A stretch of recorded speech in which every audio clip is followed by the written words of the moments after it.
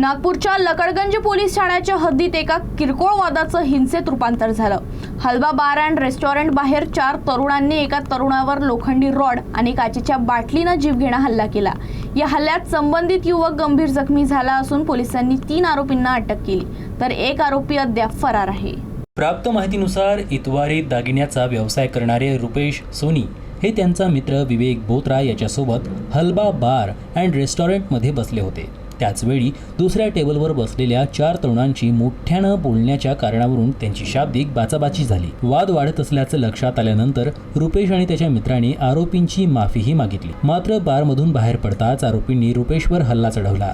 हल्लेखोरांनी लोखंडी रॉड आणि काचेच्या बाटलीनं त्याच्या डोक्यावर वार केल्याचा आरोप आहे। या हल्ल्यात रुपेश गंभीर जखमी झाला।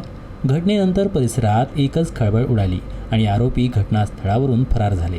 घटनेची माहिती मिळताच लकडगंज पोलिसांनी घटनास्थळी धाव घेत जखमी रुपेशला तातडीनं रुग्णालयात दाखल केलं। तपासादरम्यान पोलिसांनी कारवाई करत विरल मजेठिया, रौनक बदानी आणि कौस्तुभ येडे यांना खुनाच्या प्रयत्नासह विविध कलमाखाली अटक केली।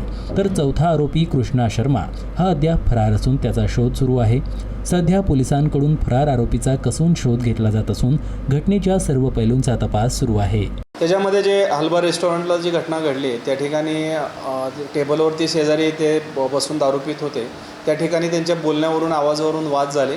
त्याच्यामध्ये सोनी म्हणून जे जखमी आहे त्यांच्या फिर्यादीवरून आपण लकडगंज पोलीस स्टेशनला 109(1) असा जीवे मारण्यासाठी हमला असा गुन्हा दाखल केलेला आहे आणि त्याच्या अनुषंगाने आपण 3 आरोपी अटक केलेले आहेत।